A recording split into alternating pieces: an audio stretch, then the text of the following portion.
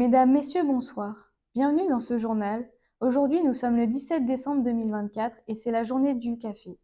Exceptionnellement, ce soir est une édition spéciale dédiée au marché du café en France. En effet, le café est la deuxième boisson des Français après la consommation d'eau en bouteille. Saviez-vous que chaque jour, plus de 2,25 milliards de tasses de café sont consommées à travers le globe? Cette boisson, souvent perçue comme un simple plaisir quotidien, a une histoire fascinante et une importance économique cruciale.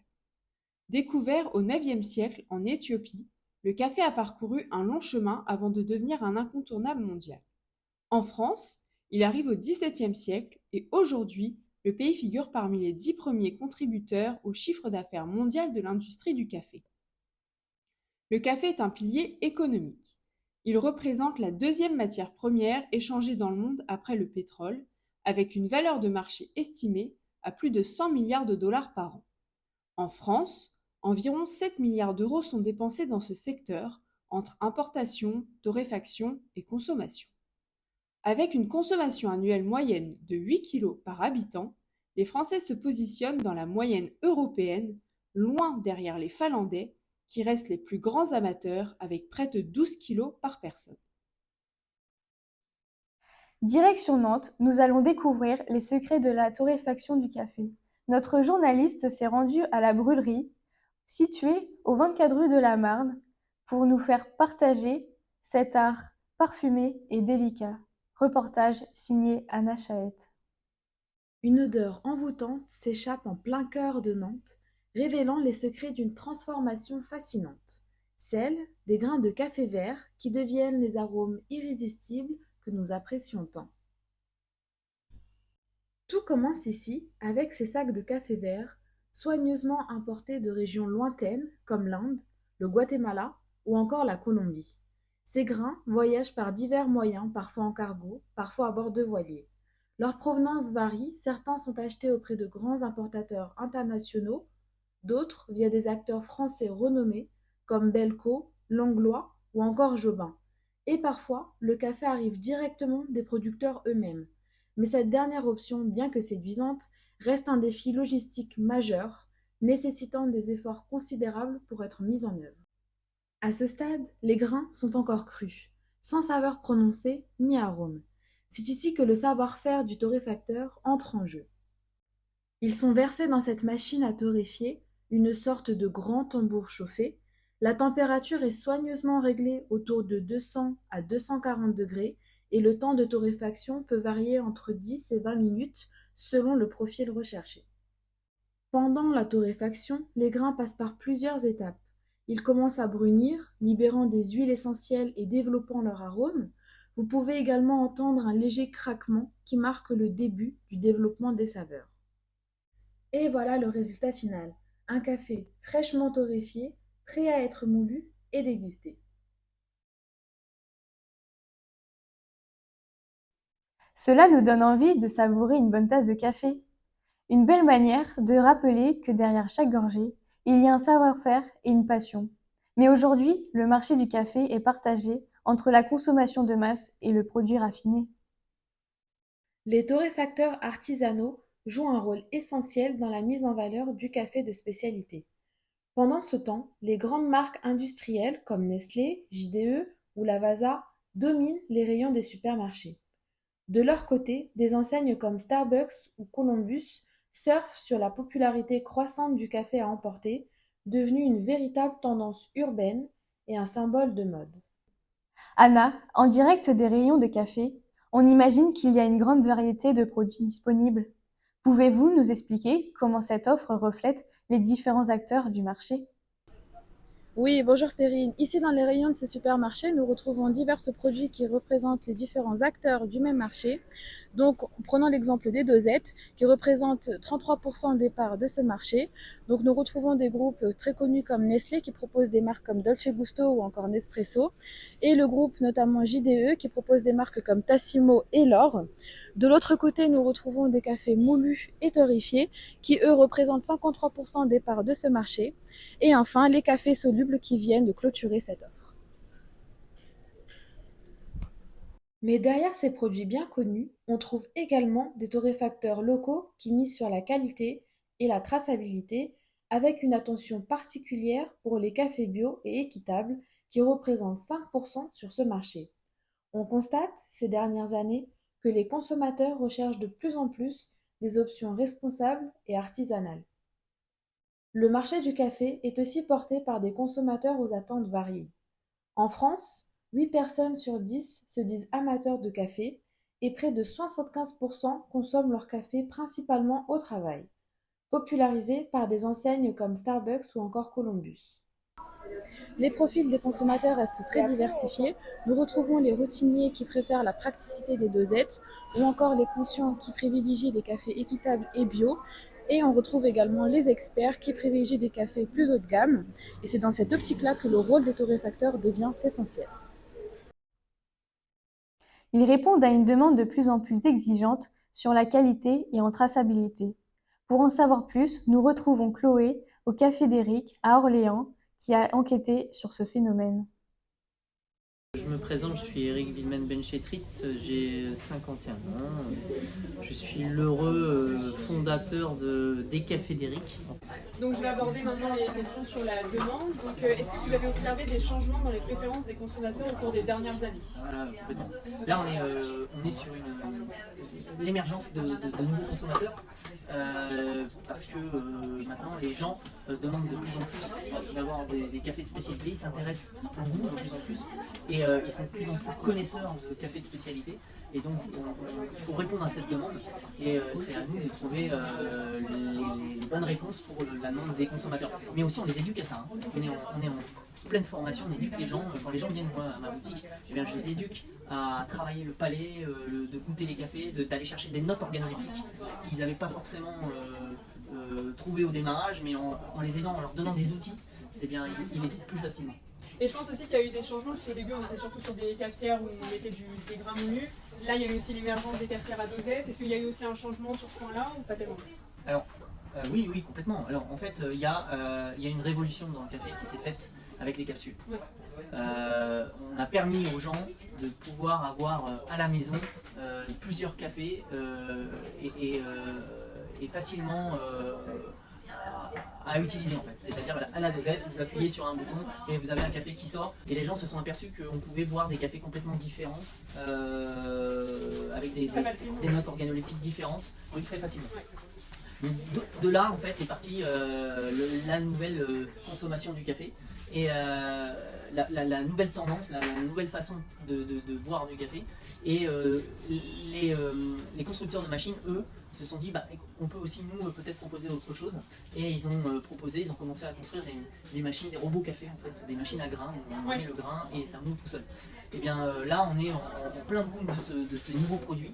Et nous, grâce à ça, ça nous a permis aussi de relancer la filière café de spécialité et de relancer les torréfacteurs. Est-ce que vous savez un peu quel profil de consommateur semble le plus intéressé par votre offre ou si ça touche un petit peu tout le monde? Alors, au démarrage, quand j'ai commencé en fin 2007, début 2008, j'avais quand même des gens, soit des vieux habitués entre guillemets qui allaient chez un torréfacteur pour aller acheter leur café, ou alors après des gens très techniques qui étaient déjà un petit peu en avance sur le temps en fait, et qui venaient chercher un peu autre chose que ce qu'ils pouvaient trouver en grande surface. Ok, ouais. Voilà. Et puis maintenant ça évolue, je vais pas dire tous les jours, mais quasiment.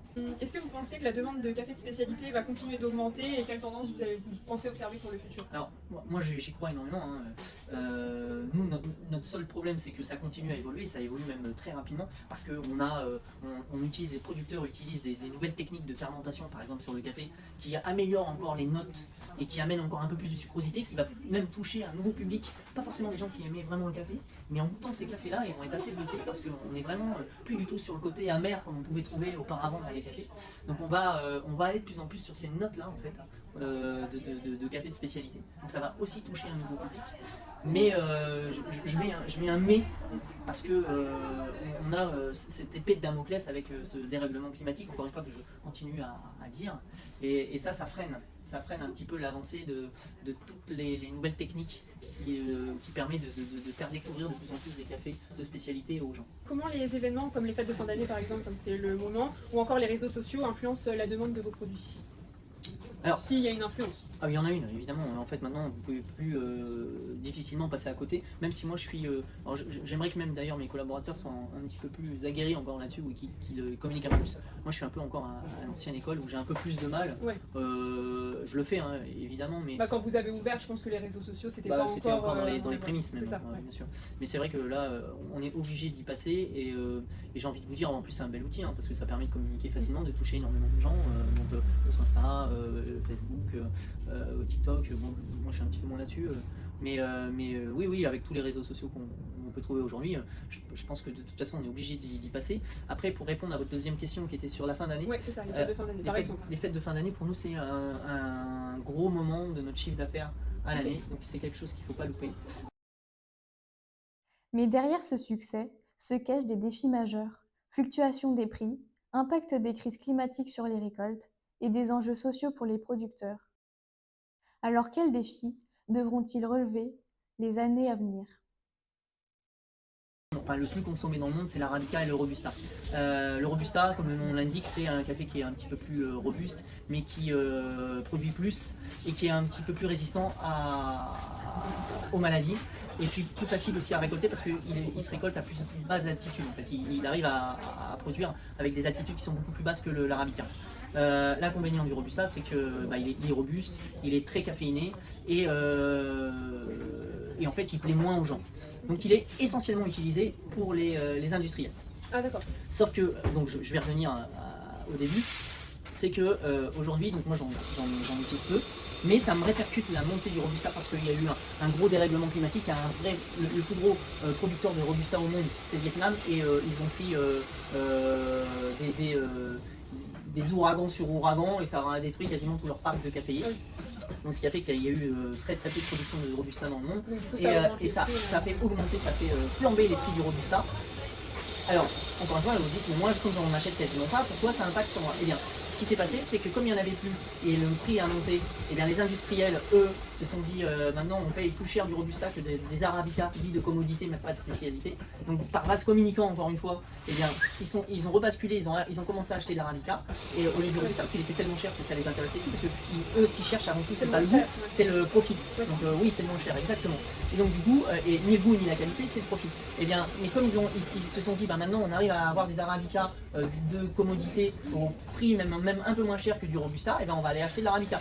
Et comme l'Arabica, ils ont commencé à acheter, et bien ça a fait flamber le prix de l'Arabica. Et l'Arabica, pareil, est monté.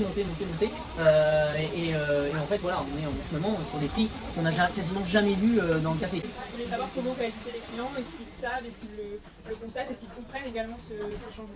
Alors, en fait, la chance qu'on a eue là-dessus, en fait, c'est que les médias ont énormément parlé de la matière première, enfin, de deux produits qui étaient énormément consommés par les Français, qui est resté quand même des produits entre guillemets presque de première nécessité, le chocolat et le café.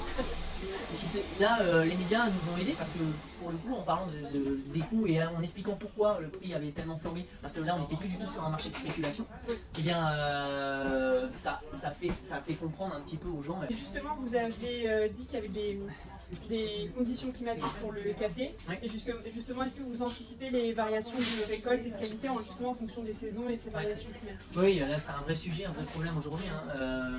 On commence à amener des nouvelles techniques.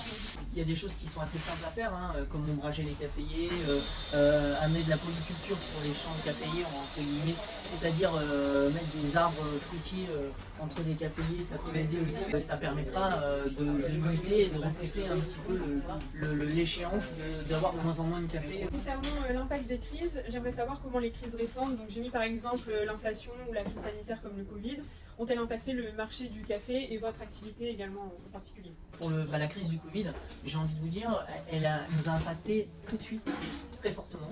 Mais après, les gens ils se sont dit, comme ils n'avaient pas le choix de venir peut-être dans des petits magasins comme le Oui, comme tout était fermé. tout était fermé, ils ont découvert le café de chez le Torréfacteur. Et en fait, c'est des clients qu'on a gagnés. Ouais, si, alors là bientôt on va avoir un site internet qui va nous permettre aussi de vendre ici à la boutique, mais aussi sur internet, quoi. Oui. Et c'est vrai qu'en faisant le site, j'ai quand même pensé à ces moments où effectivement les gens pouvaient pas se déplacer. Bon bah si si le produit peut aller à eux aussi, ça peut être intéressant aussi, quoi. Ouais. Se développer aussi là-dessus. Oui. Surtout aujourd'hui, il y a des gens qui, je pense, ont pris le pli de moins bouger de chez eux aussi. J'aimerais savoir quel changement ou amélioration vous aimeriez voir dans l'industrie du café. Si vous en avez, ou pas spécialement. Moi, ce que je veux en fait, c'est qu'on mette plus en avant le producteur, parce que aujourd'hui, le producteur, si nous on bosse, c'est grâce à lui. De faire venir le café à la voile, bah ça peut être une idée. Que les producteurs soient bien rémunérés aussi, ça c'est quand même vachement important aussi. Et qu'ils puissent vivre de leur métier, et puis que nous aussi on puisse vivre de notre métier, et que le client soit satisfait au juste prix, quoi. Le marché du café torréfié est promis à une belle croissance dans les années à venir, porté par des innovations technologiques et une demande accrue pour des produits éthiques. Comprendre ce secteur est crucial pour saisir les dynamiques économiques mondiales et locales qui impactent des millions de consommateurs chaque jour. Et c'est ainsi que ce journal se termine. Je vous laisse avec votre film du dimanche soir, Maman, j'ai raté l'avion. Belle soirée à vous, à bientôt.